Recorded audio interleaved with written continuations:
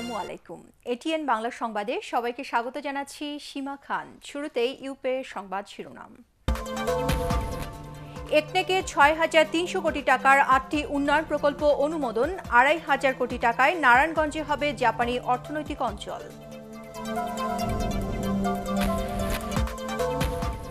শারীরিক অবস্থার আরও উন্নতি হলে সিঙ্গাপুরে ওবায়দুল কাদেরের বাইপাস সার্জারি হবে, জানালেন চিকিৎসকরা।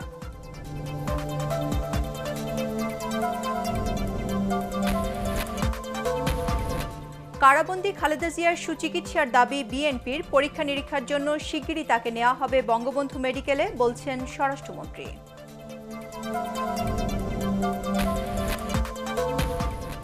বুড়িগঙ্গার তীর দখলমুক্ত করতে অভিযান চলছে। আজ ভাঙা হলো ৮৮টি স্থাপনা। পুরান ঢাকার আরও ১২টি কেমিক্যাল ও প্লাস্টিকের গুদাম বন্ধ করে দিল টাস্কফোর্স। এবং বিনা দোষে জাহলামের ৩ বছর জেলের জন্য দুদকের কোনো দায় নেই, অভিযোগপত্র দেয়া হয় ব্যাংকের তথ্যের ভিত্তিতে, হাইকোর্টের সংস্থাটির প্রতিবেদন। শুনছিলেন ইউপে সংবাদ শিরোনাম। এবারে বিস্তারিত সংবাদ। ২,৫০০ কোটি টাকা ব্যয়ে নারায়ণগঞ্জে জাপানি অর্থনৈতিক অঞ্চল নির্মাণ সহ মোট ৬,২৭৬ কোটি টাকার ৮টি প্রকল্প অনুমোদন দিয়েছে জাতীয় অর্থনৈতিক পরিষদের নির্বাহী কমিটি একনেক। ঢাকায় এনইসি সম্মেলন কক্ষে প্রধানমন্ত্রী শেখ হাসিনার সভাপতিত্বে অনুষ্ঠিত বৈঠকে এসব প্রকল্প অনুমোদন দেওয়া হয়। আরও জানাচ্ছেন নিয়াজ জামান সজীব।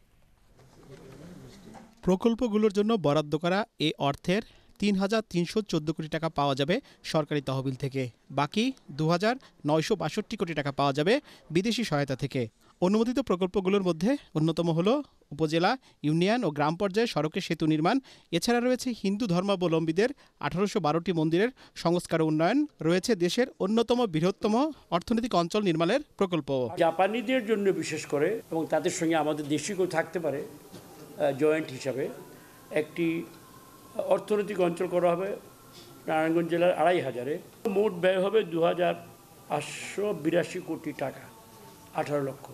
এটা আমাদের বেজা ইতিমধ্যে করছে, সেইভাবেই এটা করা হবে, মানে অবকাঠামোগত উন্নয়ন করে দেওয়া হবে, তারপরে তারা তাদের বাকিটা করবে। পরিকল্পনা মন্ত্রী এম এ মান্নান সাংবাদিকদের আরও জানান, এবারের একনেক বৈঠকে নতুন মহাসড়ক নির্মাণের বদলে রেল ও জলপথের উন্নয়নে নতুন পরিকল্পনা নেওয়ার নির্দেশ দিয়েছেন প্রধানমন্ত্রী। যেহেতু সারা দেশের নেটওয়ার্ক ছড়িয়ে পড়েছে, সড়ক নেটওয়ার্ক, রেল নেটওয়ার্ক আগে থেকেই ছিল, সেটা কিছুটা পিছিয়ে পড়েছিল, এবং আকাশ নেটওয়ার্কও ইদানিং আপনারা দেখেন খুব ভালো চলছে অনেকগুলো জায়গায়। নদীর নেটওয়ার্ক আমাদের বাপদাদার সময় থেকে ছিল, এখনও কিছু আছে, বাট এইটা কিছু কিছু জায়গায় নদীর নাব্যতার সমস্যা কমে গেছে। আমাদের আইডিয়া হলো যে এইগুলা, যেমন আপনি যদি এমন সময় আপনি চিন্তা করতে পারেন, চিটাগং থেকে টিকিট কিনলেন, ট্রেনে ঢাকায় আসলেন, নেমে আপনি সদরঘাটে গিয়ে আপনার টাইমের সঙ্গে মিলানো লঞ্চ পেয়ে যাবেন, ওই টিকিট দিয়ে আপনি বরিশাল বা খুলনা যেতে পারবেন। আইডিয়া, ডোন্ট সে যে it will be done tomorrow. এই ধরনের চিন্তাভাবনা করে আমরা একটা জাতীয় গ্রিডে আনাচ্ছে, সেখানে প্রাইভেট সেক্টর যারা আছে তারাও পার্টিসিপেট করবে। এবছর ফেব্রুয়ারিতে দেশে মূল্যস্ফীতির হার বেড়ে ৫.৪% হয়েছে বলেও জানান পরিকল্পনা মন্ত্রী। নিয়াজ জামান সজীব, এটিএন বাংলা, ঢাকা। সিঙ্গাপুরের মাউন্ট এলিজাবেথ হাসপাতালে চিকিৎসাধীন আওয়ামী লীগ সাধারণ সম্পাদক ওবায়দুল কাদেরের শারীরিক অবস্থার কিছুটা উন্নতি হয়েছে, তবে জ্ঞান ফেরেনি। শরীরে লাগানো লাইফ সাপোর্টও পুরোপুরি খুলে ফেলা হয়নি। শারীরিক অবস্থার আরও উন্নতি হলে তার বাইপাস সার্জারি করা হবে বলে জানিয়েছেন বিশেষজ্ঞ চিকিৎসকরা। বিস্তারিত জানাচ্ছেন কেরামতুল্লাহ বিপ্লব। সিঙ্গাপুর সময় সোমবার রাত 10টায় মাউন্ট এলিজাবেথ হসপিটালে পৌঁছান ওবায়দুল কাদের। আগে থেকেই সেখানে তৈরি ছিলেন 5 সদস্যের মেডিকেল বোর্ড। শুরুতেই আইসিইউতে নিয়ে ওবায়দুল কাদেরের শারীরিক কিছু পরীক্ষা নিরীক্ষা করেন মেডিকেল বোর্ডের প্রধান প্রফেসর ফিলিপ কো। সোমবার রাতভরই ওবায়দুল কাদেরের শরীরে নানা পরীক্ষা নিরীক্ষা করানো হয়। হাসপাতালে নেয়ার 14 ঘণ্টা পর মঙ্গলবার দুপুরে তার অবস্থা নিয়ে পরিবার সদস্যদের সাথে কথা বলেন চিকিৎসকরা। ডক্টর ফিলিপ কোর নেতৃত্বে একটা মেডিকেল টিম হয়েছে, একজন কার্ডিওথোরাসিক সার্জন আছে, একজন ইনফেকশন ডিজিজ স্পেশালিস্ট আছে, একজন কিডনি স্পেশালিস্ট আছে এবং একজন আইসিইউ কনসালটেন্ট আছে। তারা মিলে সার্বিক অবস্থা দেখে they are happy with the treatment has been given in Bangladesh. তারা বলেছে যে কালকে থেকেও আজকে তার কন্ডিশন আরো ইমপ্রুভ করেছে এবং তার কিছু ইনফেকশন আছে এবং কিডনিতে একটু সমস্যা আছে। তো তারা এই ইনফেকশন এন্ড কিডনি সমস্যাগুলো কন্ট্রোল হলে তারপরে তারা they are thinking for bypass surgery, এবং তারা এটার জন্য আরো 5-7 দিন হয়তো সময় লাগতে পারে। ওনাকে যে আর্টিফিশিয়াল যে মিনস গুলা ব্যবহার করা হচ্ছিল ওইগুলো এখনো পুরোটাই খোলা হয়নি, বাট ওইগুলার পরিমাণ কমিয়ে আনা হচ্ছে। বাট স্টিল উনি এখনো টিউব দেওয়া আছে, সেজন্য টিউব দিতে হলে ওনাকে সিডেশনে রাখতে হয়, টিউব নর্মাল অবস্থা রাখা যায় না, তো সেই জন্য এখনো উনি আন্ডার সিডেশনে রাখা হয়েছে। We hope so he will improve, but যদি বলি যে আমি 100% আশঙ্কা মুক্ত, is very difficult to say. পরিস্থিতির উন্নতি এবং তার শারীরিক অবস্থা শঙ্কামুক্ত হতে 1 সপ্তাহেরও বেশি সময় লাগতে পারে বলে জানিয়েছেন চিকিৎসকরা। সোমবার সকালে ঢাকায় হৃদরোগে আক্রান্ত হলে বঙ্গবন্ধু শেখ মুজিব মেডিকেল বিশ্ববিদ্যালয় হাসপাতালে ভর্তি করানো হয় ওবায়দুল কাদেরকে। তার অবস্থা স্থিতিশীল, তবে শঙ্কামুক্ত নয় বলে জানিয়েছিলেন চিকিৎসকরা। সোমবার বিকেলে উন্নত চিকিৎসার জন্য বিশেষ ব্যবস্থায় এয়ার অ্যাম্বুলেন্সে তাকে নেওয়া হয় সিঙ্গাপুরে। Keramatullah Biplob, ATN Bangla, Dhaka. BNP chairperson Begum Khaleda জিয়ার সুচিকিৎসার দাবি জানিয়েছে বিএনপি। দলটির মহাসচিবের নেতৃত্বে 6 সদস্যের প্রতিনিধি দল স্বরাষ্ট্রমন্ত্রীর সাথে দেখা করে এ দাবি জানান। মন্ত্রী জানান, মেডিকেল বোর্ডের সিদ্ধান্ত অনুযায়ী তার চিকিৎসার ব্যবস্থা নেওয়া হবে। তবে শিগগিরই খালেদা জিয়ার স্বাস্থ্য পরীক্ষার জন্য বঙ্গবন্ধু শেখ মুজিব মেডিকেল বিশ্ববিদ্যালয় হাসপাতালে নেওয়ার কথাও জানান তিনি। আরও জানাচ্ছেন মোর্শেদ আলম। 20 ফেব্রুয়ারি নাইকো দুর্নীতি মামলায় আদালতে হাজির না হওয়ায় খালেদা জিয়ার শারীরিক অবস্থার অবনতির অভিযোগ তোলে বিএনপি। সবশেষ 3 মার্চ দলের মহাসচিব দেখা করতে গেলেও তার অসুস্থতার কথা জানান খালেদা জিয়া। এসব বিষয়ে আলোচনা এবং আবারও রাজধানীর একটি বেসরকারি হাসপাতালে তার চিকিৎসার দাবি নিয়ে মঙ্গলবার বিকেলে স্বরাষ্ট্রমন্ত্রীর সাথে দেখা করেন বিএনপি মহাসচিব মির্জা ফখরুল ইসলাম সহ স্থায়ী কমিটির 6 সদস্য। দেশনেত্রী বেগম খালেদা জিয়ার অসুস্থতার বিষয়ে এবং তার সুচিকিৎসার জন্য স্বরাষ্ট্রমন্ত্রীর কাছে এসেছিলাম। তিনি আমাদের কথা মনোযোগ দিয়ে শুনেছেন এবং তিনি বলেছেন যে তার সুচিকিৎসার জন্য যা করবার আছে তিনি তা করবেন। পরে স্বরাষ্ট্রমন্ত্রী জানান, উচ্চ আদালতের নির্দেশে গঠন করা মেডিকেল বোর্ড গত 24 ফেব্রুয়ারি কারাগারে খালেদা জিয়াকে দেখতে গিয়ে কিছু পরীক্ষা নিরীক্ষার সুপারিশ করেন। এছাড়া একদিন পরপর খালেদা জিয়াকে দেখতে যান বঙ্গবন্ধু মেডিকেল বিশ্ববিদ্যালয়ের একজন চিকিৎসক। বঙ্গবন্ধু হাসপাতালে এই পরীক্ষাগুলি করার জন্য বলেছেন। বোর্ড যেভাবে সিদ্ধান্ত দিয়েছেন সেই সিদ্ধান্ত বাস্তবায়ন করার জন্য আমরা ব্যবস্থা নিচ্ছি এবং আমরা প্রয়োজনে তাকে আবারও বঙ্গবন্ধু হাসপাতালে আমরা পাঠিয়ে দেব। বঙ্গবন্ধু হাসপাতালে সেখানে বোর্ড দেখবে, বোর্ড যা প্রয়োজন মনে করে সেই ধরনের চিকিৎসা আমরা তাকে দেব। স্বরাষ্ট্রমন্ত্রী আরও জানান, খালেদা জিয়ার সুচিকিৎসার জন্য কারাবিধি অনুযায়ী সব ধরনের ব্যবস্থা নেবে সরকার। মোর্শেদ আলম, এটিএন বাংলা, ঢাকা। বুড়িগঙ্গার তীর দখল করে গড়ে ওঠা ৮৮টি স্থাপনা ভেঙে ফেলেছে অভ্যন্তরীণ নৌ পরিবহন কর্তৃপক্ষ BIWTA। রাজধানীর বসিলা এলাকায় দ্বিতীয় দফার অভিযানে এসব অবৈধ স্থাপনা উচ্ছেদ করেছে সংস্থাটি। রিপোর্ট করছেন আপেল মাহমুদ। ঢাকার চারপাশে নদী দূষণ রোধ ও নাব্যতা ফিরে আনতে দ্বিতীয় দফায় মঙ্গলবার থেকে আবারও উচ্ছেদ অভিযান শুরু করে BIWTA। সকালে বুড়িগঙ্গার নদীর তীর দখল করে মোহাম্মদপুরের বসিলা ঘাটে সংস্থাটির পরিচালক ও নির্বাহী ম্যাজিস্ট্রেটদের উপস্থিতিতে অবৈধ স্থাপনা ভাঙা শুরু হয়। ক্ষমতা প্রভাব খাটিয়ে যারা নদী এবং সরকারি জমি দখল করেছে তাদের শাস্তির আওতায় আনা হবে বলেও জানান BIWTA কর্মকর্তারা। ভূমিদস্যু সহ দখলদাররা যত হুমকি দিক না কেন নদীর পার দখলমুক্ত না করা পর্যন্ত অভিযান অব্যাহত রাখার ঘোষণা দেয় সংস্থাটি। হাউজিং কোম্পানি প্রতিষ্ঠা করেছে, প্লট বিক্রি করেছে, প্লটিং করেছে, এমনকি কিছু ফ্ল্যাট তৈরি করেছে। তো এখানে আমরা এবার কিন্তু আমরা শুরু করব যে ভরাট অপসারণ করে নদীর জায়গা নদীকে ফিরিয়ে দিতে। এদিকে সরকারি এ অভিযান যথাযথ নিয়মে হচ্ছে না বলে অভিযোগ করেন নদী তীরের স্থাপনা মালিকরা। তার কাগজপত্র দেখতে চাচ্ছে না, আর শেষ পর্যায়ে কোনটা দেখতে চাচ্ছে না, যে বলতে চাচ্ছে তারা ধরে নিবে, এরকম হুমকি তাদের। কাগজপাতি সরকার একটাই নিল না, কইলো না, একটা নোটিশ দিল না। তবে স্থানীয় বাসিন্দাদের এমন অভিযোগ ঠিক নয় বলে জানান BIWTA পরিচালক। অভিযানে উদ্ধার করা নদীর তীরের জমি আবারও যাতে অবৈধ দখলে না যায় সেজন্য মনিটরিং টিমের তৎপরতা বাড়ানোর কথাও জানান তিনি। বড় বড় বিল্ডিং ভাঙতে সময়ও লাগছে, যতক্ষণ পর্যন্ত এগুলো আছে নদীর পাশে আমরা ততক্ষণ পর্যন্ত এই উচ্ছেদ থাকবে, আমরাও আছি।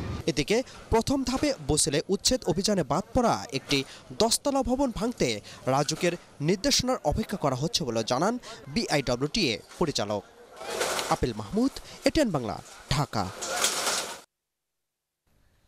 এদিকে রাজধানী পুরান ঢাকার বিভিন্ন এলাকায় অভিযান চালিয়ে আরও 12টি কেমিক্যাল এবং প্লাস্টিক পণ্য তৈরির কাঁচামালের গুদাম বন্ধ করে দিয়েছে এ সংক্রান্ত টাস্কফোর্স। সেই সাথে ওইসব হোল্ডিং নাম্বারের বিদ্যুৎ সংযোগ বিচ্ছিন্ন করে দেওয়া হয়েছে। তবে অভিযান নিয়ে ক্ষুব্ধ প্রতিক্রিয়া জানিয়েছেন ব্যবসায়ীরা। ফজলে রাব্বি জানাচ্ছেন বিস্তারিত।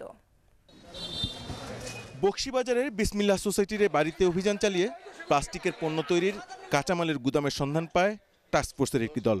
গুদামটি সরিয়ে নিতে বাধ্য করতে ভবনটির বিদ্যুৎ সংযোগ বিচ্ছিন্ন করে দেন তারা। একইভাবে Urdu road, Agamasi lane, Hosni দালান সহ পুরান ঢাকার বিভিন্ন এলাকায় অভিযান চালিয়ে 12টি বাড়ির পরিষেবা বিচ্ছিন্ন করে দেয় টাস্কফোর্সের 5টি দল। তবে কোনো ধরনের অগ্রিম নোটিশ না দিয়ে বিদ্যুৎ সেবা বিচ্ছিন্ন করার অভিযোগ এনে ক্ষুব্ধ প্রতিক্রিয়া জানান ভবন ও গুদাম মালিক এবং এলাকার মানুষ। আমাদের এই ফ্যাক্টরির কারণে এই বিল্ডিং কোনো ঝুঁকিপূর্ণ নাই, এখানে কোনো দায়িত্ববোধত্ব কোনো কিছু নাই। একটা আগুন একটা কাপড় ভিতর চলে বাবা, জ্বলে না। আবার এই যে একটা সিলিন্ডার গ্যাস উঠাইতে হইব, সিলিন্ডারে গ্যাস আগুন লাগতেছে, মানুষ দুনিয়ার মারা যেতেছে। স্থানান্তরের জায়গা বরাদ্দ না দিয়ে গুদামগুলো বন্ধ করে দেয় এই অভিযানের গ্রহণযোগ্যতা নিয়ে প্রশ্ন তুলেছেন প্লাস্টিক প্যাকেজিং ওনার্স অ্যাসোসিয়েশনের ভাইস প্রেসিডেন্ট। বলেছে আমরা এখানে দিব, তোখানে দিব, তারা কি দেয়? তারা কাগজ দেখায় রাখছে, দিয়েছে আমাদের সময় দিবে, আমাদের সব ফ্যাক্টরি এখান থেকে চলে যাবে, কেউ থাকবে না। আমাদের সরকার যেখানে জায়গা দিব ওখানে চলে যাবো, আমরা কেউ থাকবো না। তবে টাস্কফোর্সের একটি দলের নেতৃত্ব দেয়া ঢাকা দক্ষিণ সিটি কর্পোরেশনের প্রধান স্বাস্থ্য কর্মকর্তা ব্রিগেডিয়ার জেনারেল শরীফ আহমেদ খান বলেন, এই অভিযান অব্যাহত থাকবে। এই কাজে পুরান ঢাকার মানুষের সহযোগিতাও চান তিনি। আপনারা নির্দিষ্ট জায়গায় চলে যান, খালি করে দেন, এবং আমাদের সামনে যারা খালি করছে গত 3 দিনেও দেখেছেন, আমরা ডিসকানেক্ট করছি না। আমরা তখনও বলতেছি আমাদের সামনে যারা খালি করতেছে যে ইয়েস, এই উদ্যোগকে আমরা স্বাগত জানাচ্ছি, যে আমাদের আহ্বানে তারা সাড়া দিচ্ছে। তো আপনাদের মাধ্যমে আমি আবারও অনুরোধ করব এলাকাবাসীকে, আপনারা সবাই একসাথে হন, সরকারের এই উদ্যোগকে সাফল্যমণ্ডিত করুন। দাহ্য পদার্থের গুদাম রাখার অভিযোগে গত 4 দিনে 88টি হোল্ডিং নাম্বারের বিদ্যুৎ সংযোগ বিচ্ছিন্ন করেছে টাস্কফোর্স। কর্মকর্তারা জানান 1 এপ্রিল পর্যন্ত চলবে এই অভিযান। ফজলে রাব্বি, এটিএন বাংলা, ঢাকা। নিরপরাধ জাহালামের 3 বছর জেল খাটার ঘটনায় দুর্নীতি দমন কমিশনের কোনো দায় নেই। মঙ্গলবার হাইকোর্টে এ বিষয়ে প্রতিবেদন জমা দিয়েছে দুদক। প্রতিবেদনে বলা হয়েছে, সোনালী ব্যাংক ও বাংলাদেশ ব্যাংকের তথ্য উপাত্তের ভিত্তিতে জাহালামের বিরুদ্ধে অভিযোগপত্র দেওয়া হয়। আরও জানাচ্ছেন শফিউল আলম সুজন। দুদকের দায়ের করা ঋণ কেলেঙ্কারি 26 মামলায় 3 বছর কারাভোগের পর হাইকোর্টের নির্দেশে 3 ফেব্রুয়ারি মুক্ত হন নির্দোষ পাটকল শ্রমিক জাহালম। একই সাথে এ বিষয়ে দুদকের কাছে ব্যাখ্যা চান উচ্চ আদালত। এই পরিপ্রেক্ষিতে মঙ্গলবার হাইকোর্টে প্রতিবেদন জমা দেয় দুদক। ওই প্রতিবেদনে বলা হয়, সোনালী ব্যাংক ও বাংলাদেশ ব্যাংকের তথ্য উপাত্তের ভিত্তিতে দুদকের তদন্ত কর্মকর্তা জাহালমের বিরুদ্ধে অভিযোগপত্র দেয়। তাই এই ঘটনায় দুর্নীতি দমন কমিশনের কোনো দায় নেই। বাংলাদেশ ব্যাংকের মতো একটা সেন্ট্রাল ব্যাংক এবং সোনালী ব্যাংকের মতো একটা সরকারি ব্যাংক যখন আমাকে কিছু তথ্যপত্র পাঠাবে, অবশ্যই সেটা আমাকে কগনিজেন্সে নিতে হবে এবং সেটার ভ্যালিডিটি নিয়ে, লিগালিটি নিয়ে প্রশ্ন উঠানোর দুদকের কোনো আইনগত এখতিয়ার নাই। আপনারা জানেন, ও ব্যাংকের মাধ্যমেই আমরা তথ্যপত্র পেয়ে আমরা চার্জশিট দাখিল করেছি। ইন্ট্রোডিউসার ব্যাংক অফিসিয়ালসরা ওনাকে আইডেন্টিফাই করেছে। রিটকারী আইনজীবীরা বলছেন, জাহালমের বিরুদ্ধে ব্যাংকগুলো তথ্য উপাত্ত দিলেও মামলার তদন্ত করেছে দুর্নীতি দমন কমিশন। তাই দুদক কোনোভাবেই এর দায় এড়াতে পারে না। যে রিপোর্টের কথা বলেছেন, যেগুলোর উপরে তারা নির্ভর করেছেন, সেই নির্ভরতার ক্ষেত্রে তাদের তদন্তের ক্ষেত্রে কোনো ধরনের কোনো ঘাটতি ছিল কিনা সেটি আদালত নির্ধারণ করে দেখবেন যে প্রকৃতপক্ষে আসলে এই ঘটনার প্রেক্ষিতে দায় কার। সোনালী ব্যাংকের প্রায় 18.5 কোটি টাকা জালিয়াতির অভিযোগে জনৈক্য আবু সালেকের বিরুদ্ধে 33টি মামলা হয়। এর মধ্যে 26টিতে পাটকল শ্রমিক জাহালমকে আবু সালেক হিসেবে চিহ্নিত করে অভিযোগপত্র দেয় দুর্নীতি দমন কমিশন। 2016 সালের 6 ফেব্রুয়ারি দুদকের এসব মামলায় তাকে গ্রেফতার করা হয়। পরে জাতীয় মানবাধিকার কমিশন ও দুদকের অনুসন্ধানে উঠে আসে জাহালম নিরপরাধ। শফিউল আলম সুজন, এটিএন বাংলা, ঢাকা। কমলাপুর রেল স্টেশনে যাত্রী সেবার মান নিয়ে চরম অসন্তুষ্টি প্রকাশ করেছেন রেলমন্ত্রী নুরুল ইসলাম সুজন। অবস্থার উন্নতি করতে সংশ্লিষ্টদের 1 মাস সময় বেঁধে দিয়েছেন তিনি। সকালে স্টেশন পরিদর্শন শেষে সাংবাদিকদের সাথে কথা বলেন রেলমন্ত্রী। আরও জানাচ্ছেন মাহবুব কবির চপল। আগেও বহুবার কমলাপুর রেল স্টেশনে গেছেন নুরুল ইসলাম সুজন, তবে মন্ত্রী হবার পর এবারই প্রথম পরিদর্শনে গেলেন দেশের অন্যতম স্টেশনটিতে। মন্ত্রীকে দেখে আশপাশে জড়ো হন অনেক যাত্রী। এ সময় বিভিন্ন সেকশন ঘুরে দেখেন রেলমন্ত্রী।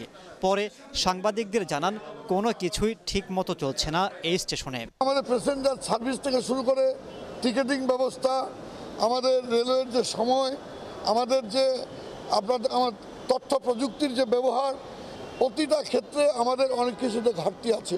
সমস্ত ব্যবস্থাবিদে তো আমারও অসন্তুষ্টি আছে, কারণ আমার সন্তুষ্টিটা হবে আপনাদের সন্তুষ্টির উপরে। আমাদের যারা যাত্রী, যারা ট্রেনে চলাফেরা করে, তাদের সন্তুষ্টির সঙ্গে তো আমার সন্তুষ্টি জড়িত। এর আগেও অনেক মন্ত্রী কমলাপুর রেল স্টেশন পরিদর্শন করেছেন, কিন্তু বাড়েনি সেবার মান। নতুন মন্ত্রীও আশ্বাস দিলেন অবস্থা পরিবর্তনের। কর্মকর্তাদের দিলেন আলটিমেটাম। আজকে 5ই মার্চ, আগামী 5ই এপ্রিল আমি আবার এই রেল স্টেশনে ভিজিটে আসবো। এর ভিতরে যদি আপনারা এই জিনিসগুলো ইমপ্রুভ করতে না পারেন, তাহলে যারা যারা দায়িত্বে আছেন তাদের বিরুদ্ধে অন্তপক্ষে আমরা ব্যবস্থা গ্রহণ করব, যে আপনারা এই স্টেশনটিকে চালানোর জন্য যে ধরনের আপনাদের যোগ্যতা থাকা প্রয়োজন, সেটা আপনারা দেখাতে পারছেন না। ট্রেনের টিকিট করতে জাতীয় পরিচয়পত্র বাধ্যতামূলক করার যে সিদ্ধান্ত হয়েছে, কিছুদিনের মধ্যেই তা বাস্তবায়ন করা হবে বলেও জানান রেলমন্ত্রী। ন্যাশনাল আইডেন্টি কার্ড ছাড়া। মাহবুব কবির চপল, এটিএন বাংলা, ঢাকা। এবারে ডাকসু নির্বাচনে ভোটার প্রায় 43,000, এর মধ্যে নারী 17,000। তবে ডাকসু শীর্ষ পদে এবার প্রতিদ্বন্দ্বিতায় নেই কোনো নারী প্রার্থী। ছাত্র নেতারা বলছেন আবাসিক হলগুলোতে নানা চাপ আর প্রভাবে আতঙ্কে প্রার্থী হতে চাননি মেয়েরা। রিপোর্ট হাবিবুর রহমান অভির। ডাকসু নির্বাচনের আর মাত্র 5 দিন, চূড়ান্ত হয়েছে প্রার্থী ও ভোটার তালিকা। আনুষ্ঠানিক প্রচার প্রচারণায় দারুণ ব্যস্ত ছাত্র নেতা আর প্রার্থীরা। ভোট চাওয়ার সাথে মুখে মুখে নানা প্রতিশ্রুতি তাদের। প্রাচ্যের অক্সফোর্ড খ্যাত ঢাকা বিশ্ববিদ্যালয় ক্যাম্পাসে এখনো অনেক সংকট। ভোটারদের আশা ডাকসু নির্বাচনের পর সেসব মিটবে। বেশিরভাগ সময়ই লাইব্রেরিতে গিয়ে পর্যাপ্ত স্থান পাওয়া যায় না, সুষ্ঠু মতো পড়াশোনা করা যায় না। ডাইনিং ক্যান্টিনে খাবারের মান খুবই অস্বাস্থ্যকর। প্রশাসনের সাথে এবং আমাদের ছাত্রদের যে একটা দূরত্ব ছিল, যার কারণে অনেক সমস্যা এখন পর্যন্ত বিদ্যমান রয়েছে। একটা দেশকে ডিজিটাল করতে চান, তাহলে সর্বপ্রথম তার বিশ্ববিদ্যালয়গুলোকে ডিজিটাল করতে হবে। স্বপ্নের ঢাকা বিশ্ববিদ্যালয় বিনির্মাণের জন্য আমরা সবাই যেটি চিন্তা করি, সেই জায়গা নিয়ে যাওয়ার জন্য আমাদের প্রার্থী, ভোটার, আমাদের সবারই এই আকাঙ্ক্ষাটি এখন দেখা দিয়েছে। ডাকসু নির্বাচনে এবার 25টি পদে প্রতিদ্বন্দ্বিতা করছেন 229 জন। এর মধ্যে ছাত্রলীগ, ছাত্রদল, বাম জোট ও ছাত্র অধিকার সংরক্ষণ পরিষদ মিলিয়ে নারী প্রার্থী মাত্র 10 জন। প্রধান 4টি প্যানেলের কোনোটিতেই ভিপি ও জিএস বা গুরুত্বপূর্ণ কোনো পদেই নেই নারী প্রার্থী। হলে সিট থাকবে কিনা, তারা ক্লাস করতে পারবে কিনা, বিভিন্ন সংখ্যা থেকে তারা এগিয়ে আসেনি। ক্ষমতাসীন দলের ছাত্র সংগঠন তাদেরকে চাপ দিচ্ছে। 17,000 নারী ভোটার, সেই ক্ষেত্রে অবশ্যই একটা প্যানেলে 1-2 নারী, এটা অবশ্যই বেমানান। নিজের ক্যাম্পাসেও মাঝে মাঝে হ্যারাসমেন্টের শিকার হতে হয়। এর আগেও কয়েক দফা উদ্যোগ নিয়েও হয়নি ডাকসু নির্বাচন। শিক্ষার্থীদের অপেক্ষা করতে হয়েছে প্রায় 2.5 যুগ। তাই প্রত্যাশা, সব জটিলতা কাটিয়ে এবার নির্বাচনের মাধ্যমে শিক্ষার্থীদের আকাঙ্ক্ষা পূরণ করবে ডাকসু। হাবিবুর রহমান অভি, এটিএন বাংলা, ঢাকা। একদলীয় শাসন ব্যবস্থা দীর্ঘস্থায়ী করতে ক্ষমতাসীনরা বিএনপিকে ধ্বংসের ষড়যন্ত্র করছে বলে অভিযোগ করেছেন দলটির মহাসচিব মির্জা ফখরুল ইসলাম আলমগীর। বিএনপির ভারপ্রাপ্ত চেয়ারম্যান তারেক রহমানের কারাবন্দী দিবস উপলক্ষে জাতীয় প্রেস ক্লাবে এক আলোচনা সভায় তিনি এ অভিযোগ করেন। তার দাবি, জনগণই বিএনপির মূল শক্তি। শুধু দল নয়, জাতির প্রয়োজনে যে কোনো অন্যায়ের বিরুদ্ধে বিএনপি নেতাকর্মীদের রুখে দাঁড়ানোর আহ্বান জানান মির্জা ফখরুল। দেশনেত্রী বেগম খালেদা জিয়া কারাগারে, আজকে আমাদের নেতা তারেক রহমান সাহেব নির্বাসিত। এটার কারণটাই হচ্ছে যে এই রাজনীতিকে তারা ধারণ করেন, তাদেরকে নিঃশেষ করে দেওয়া। যে বিএনপিকে যতই ধ্বংস করে ফেলার চেষ্টা করা হয়, বিএনপি আবার সেই ফিরিক্স পাখির মতো জেগে, যতই অত্যাচার আসুক, নির্যাতন আসুক, নিপীড়ন আসুক, আমরা এই বাংলাদেশি জাতীয়তাবাদের যে রাজনীতি, সেই রাজনীতিকে ধারণ করে এই পতাকাকে তুলে ধরে আমরা সামনের দিকে এগিয়ে যাব। বিএনপি সংসদে না এসে ষড়যন্ত্র করছে বলে মন্তব্য করেছেন 14 দলের সমন্বয়ক ও আওয়ামী লীগ সভাপতিমণ্ডলীর সদস্য মোহাম্মদ নাসিম। ঐক্যফ্রন্টে নির্বাচিত এমপিদের শপথ নেওয়ার আহ্বান জানিয়ে তিনি বলেন, গণতন্ত্র শক্তিশালী করতে চাইলে সংসদের কোনো বিকল্প নেই। রাজধানীতে বঙ্গবন্ধু সাংস্কৃতিক জোটের আলোচনা সভায় নাসিম আরও বলেন, আওয়ামী লীগ চায় সংসদ প্রাণবন্ত হোক। অনুষ্ঠান শেষে আওয়ামী লীগের সাধারণ সম্পাদক ও সেতুমন্ত্রী ওবায়দুল কাদেরের সুস্থতা কামনা করে দোয়া করা হয়। আমরা সবসময় চাই এই দেশ বিরোধী দল বিহীন রাজনীতি আমরা চাই না। আমরা চাই শক্তিশালী বিরোধী দল হোক, পার্লামেন্টে থাকুক, বিরোধী দলের মাঠে তারা কাজ করুক। তা আপনারা কিন্তু জেনে শুনে ভুল করছেন, ভুল না করে চক্রান্ত করছেন আপনারা এই পার্লামেন্টে অংশগ্রহণ না করে। এখনও বলি পার্লামেন্টে আসেন, কথা বলেন এবং আমাদের ভুল ধরিয়ে দেন। আমরা চাই শক্তিশালী বিরোধী দল থাকুক পার্লামেন্টে। নকশা পরিবর্তন করে পূর্বাঞ্চলের রাজুকের প্লট তৈরি এবং 84টি প্লট অনিয়ম করে বরাদ্দ দেয়া কেন অবৈধ ঘোষণা করা হবে না জানতে চেয়ে রুল দিয়েছে হাইকোর্ট। বিচারপতি FRM নাজমুল আহসান ও বিচারপতি KM কামরুল কাদেরের দ্বৈত বেঞ্চ এ রুল দেন। রাজধানী উন্নয়ন কর্তৃপক্ষ রাজুক ও এ বিষয়ে সংবাদ প্রকাশ করা দৈনিক সমকাল কর্তৃপক্ষকে 4 সপ্তাহের মধ্যে রুলের জবাব দিতে বলা হয়েছে। শুনানিতে রাষ্ট্রপক্ষের আইনজীবী বলেন, প্লট বরাদ্দে রাজুক কোনো অনিয়ম করেনি। একই সাথে মূল লেআউট প্ল্যানেরও কোনো পরিবর্তন করা হয়নি। প্লটগুলো স্কুল, কলেজ ও হাসপাতালের জন্য বরাদ্দ দেওয়া হয়েছে বলে আদালতকে জানানো হয়। লেআউট নকশা বহির্ভূতভাবেই এই 84টি প্লট বরাদ্দ করা হয়েছে গোপনে। এইটা যদি উন্মুক্ত স্থান, ওয়াটার রিজার্ভার, ফরেস্ট, প্লেগ্রাউন্ড এগুলো যদি সংকুচিত করে 84টি প্লট বরাদ্দ করা হয়, যে উদ্দেশ্যে এই প্রকল্পটা তৈরি হচ্ছে, একটা মডেল টাউন, নতুন একটা প্রকল্পের মাধ্যমে যে একটা model town for convenient living of the citizen, সেই বিষয়টা ব্যাহত হবে। এখন আল আরাফা ইসলামী ব্যাংক অর্থ সংবাদ।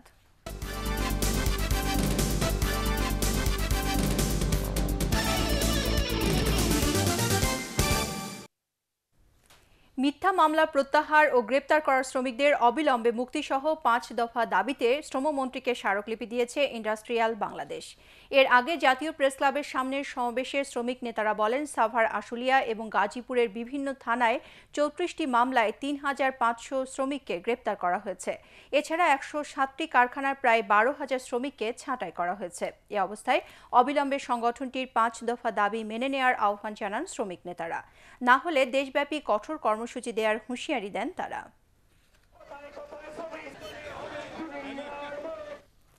ব্যয় বাড়ায় রংপুরে কমছে আখ উৎপাদন।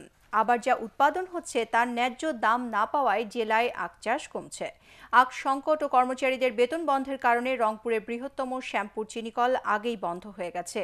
99 একর জমির ওপর প্রতিষ্ঠিত এই চিনিকলে গত মৌসুমে 46,000 মেট্রিক টন চিনি উৎপাদিত হয়।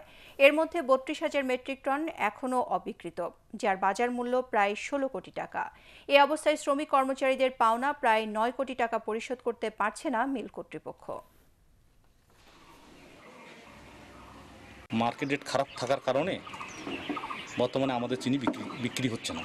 পুরাতন চিনি বিক্রি না হয় চিনির মান আস্তে আস্তে খারাপ হয়ে যাচ্ছে, এই দুধ হচ্ছে, বিভিন্ন রকম সমস্যা দেখা দিচ্ছে। গত জানুয়ারি মাস থেকে এ যাবত কোনো বেতন ভাতা সরকার দিতে পারতেছে না বা আমাদের কর্পোরেশন দিতে পারতেছে না। আমার আকুল আবেদন, সরকার আমাদের এই সুগার মিলের দিকে নজর দিয়ে আমাদেরকে ভর্তুকি দিয়ে যদি চালায়, তাহলে আমরা অন্যদের মতো ইনশাল্লাহ ভালোভাবে চলতে পারবো। এবারে আন্তর্জাতিক সংবাদ।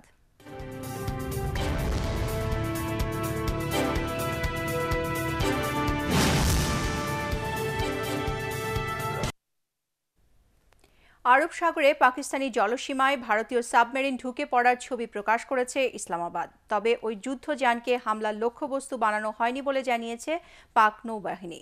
এক বিবৃতিতে বলা হয়েছে, নয়াদিল্লির সাথে উত্তেজনা কমিয়ে আনাই ইসলামাবাদের উদ্দেশ্য। সাবমেরিনটিকে সতর্ক করে দেয়া হলে তা আবারও ভারতীয় জলসীমায় ফিরে যায় বলে জানিয়েছেন পাকিস্তানি নৌবাহিনীর এক কর্মকর্তা। অন্যদিকে রাজস্থান সীমান্তে পাকিস্তানের ড্রোন ভূপাতিত করার দাবি করেছে ভারত। এর আগে গত 14 ফেব্রুয়ারি জঙ্গি হামলার জের ধরে গত সপ্তাহে পাকিস্তানের মাটিতে বিমান হামলা চালায় ভারত। জবাবে দুটি যুদ্ধবিমান ভূপাতিত এবং একজন পাইলটকে বন্দী করে ইসলামাবাদ। পরে শান্তি উদ্যোগের অংশ হিসেবে ওই পাইলটকে নয়াদিল্লির কাছে হস্তান্তর করা হয়। আসন্ন মার্কিন প্রেসিডেন্ট নির্বাচনে দ্বিতীয়বার প্রার্থী হওয়ার সম্ভাবনা নাকচ করে দিলেন সাবেক পররাষ্ট্রমন্ত্রী হিলারি ক্লিন্টন। নিউ ইয়র্কের নিউজ 12 টিভি চ্যানেলকে দেয়া সাক্ষাৎকারে তিনি জানান, সরকারি পদবিও তার আকাঙ্ক্ষিত নয়।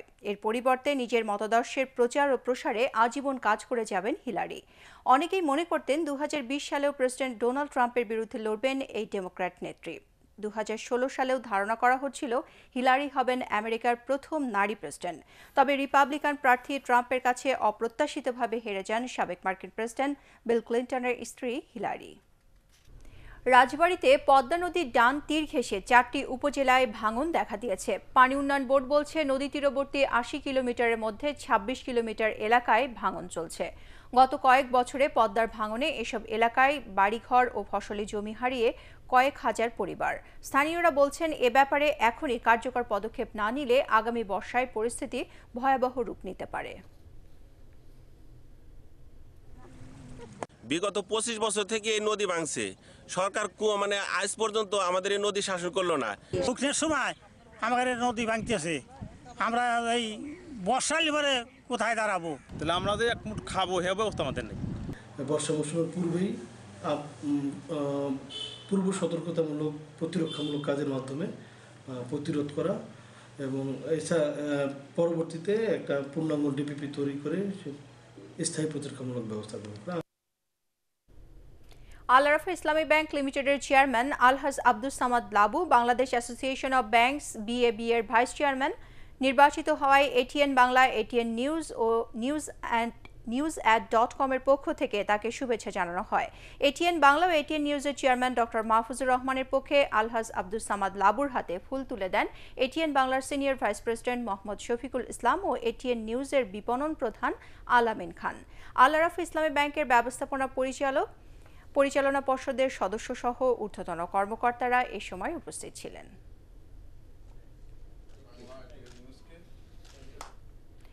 আল আরাফা ইসলামী ব্যাংকের chairman Alhaj Abdus Samad Labu Bangladesh association of banks BAB এর ভাইস চেয়ারম্যান নির্বাচিত হওয়ায় তাকে শুভেচ্ছা জানিয়েছে public relations association of banks PRAB।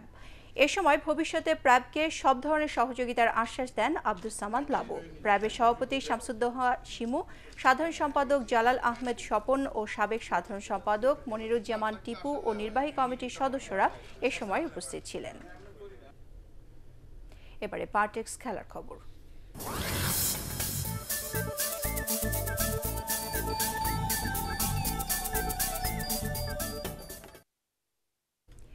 FC অনূর্ধ্ব 16 ফুটবল চ্যাম্পিয়নশিপের চূড়ান্ত পর্বে আরও ভালো করার প্রত্যয় বাংলাদেশের কিশোরীদের। দেশে ফিরে বাফুফে ভবনে সংবাদ সম্মেলনে এমনটাই জানান দলের অধিনায়ক মারিয়া মান্ডা।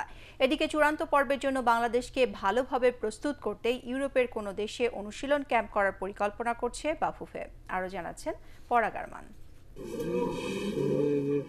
এএফসি অনূর্ধ্ব 16 চ্যাম্পিয়নশিপের দ্বিতীয় বাছাইয়ে রানার্স আপ হয়ে মিয়ানমার থেকে বীরের বেশে দেশে ফিরল বাংলাদেশের কিশোরেরা।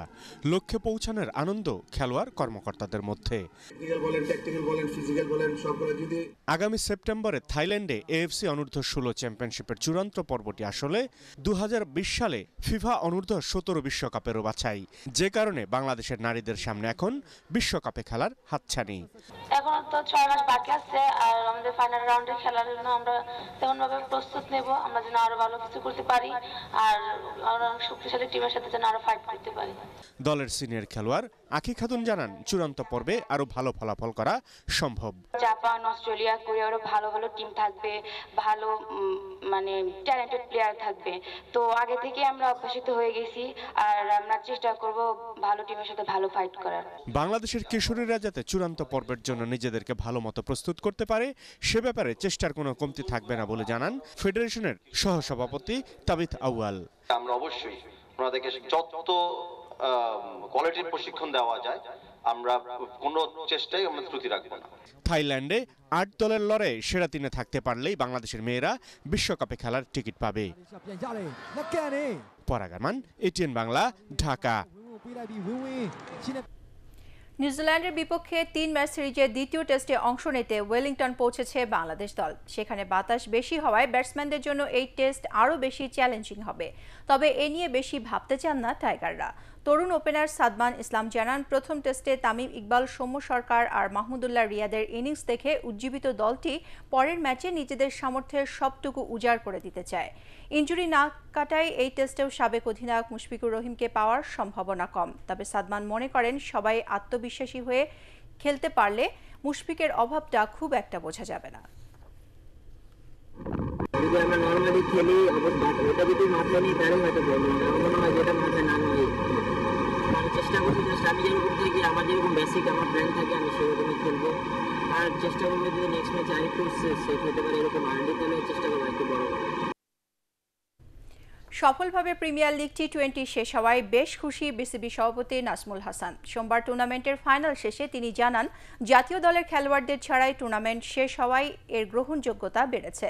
তাই এখন থেকে প্রতি বছরই দেশীয় ক্রিকেটারদের নিয়ে এর আয়োজন করা হবে। ইনজুরির কারণে নিউজিল্যান্ডের বিপক্ষে সিরিজের দ্বিতীয় টেস্টও মুশফিকের জন্য অনিশ্চিত বলে মনে করেন পাপন।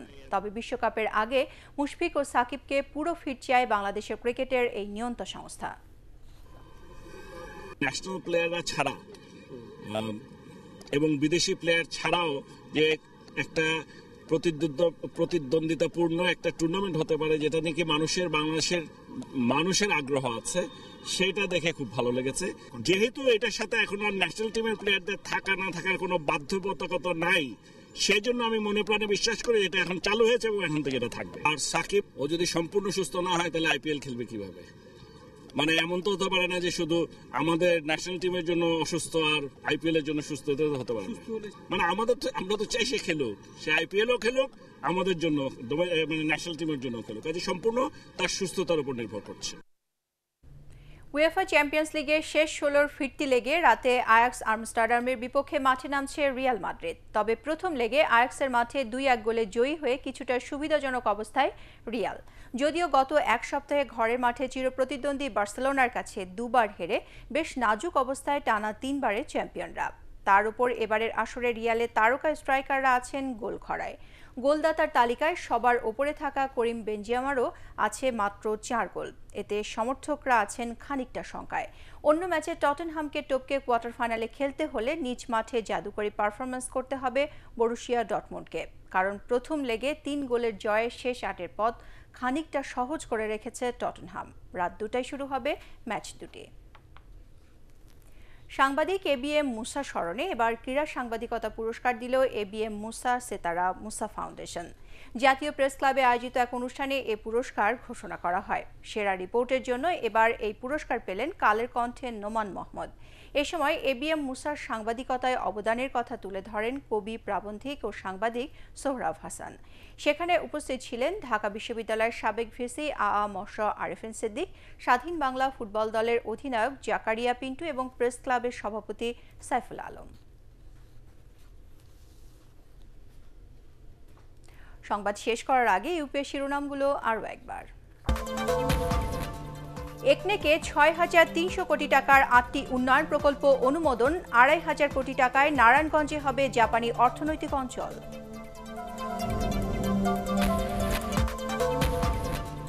শারীরিক অবস্থার আরও উন্নতি হলে সিঙ্গাপুরে ওবায়দুল কাদেরের বাইপাস সার্জারি হবে, জানালেন চিকিৎসকরা।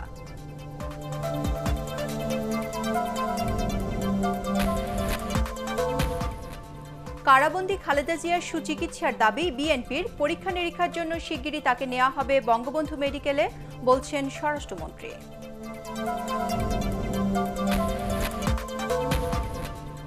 বুড়িগঙ্গার তীর দখলমুক্ত করতে অভিযান চলছে। আজ ভাঙা হলো 88টি স্থাপনা। পুরান ঢাকার আরও 12টি কেমিক্যাল ও প্লাস্টিকের গুদাম বন্ধ করে দিল টাস্কফোর্স। এবং বিনা দোষে জাহলামের 3 বছর জেলের জন্য দুদকের কোনো দায় নেই। অভিযোগপত্র দেয়া হয় ব্যাংকের তথ্যের ভিত্তিতে, হাইকোর্টে সংস্থাটির প্রতিবেদন।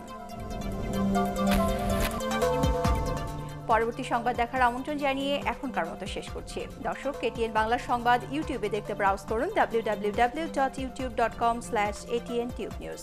সাবস্ক্রাইব করে এটিএন বাংলার সাথেই থাকুন।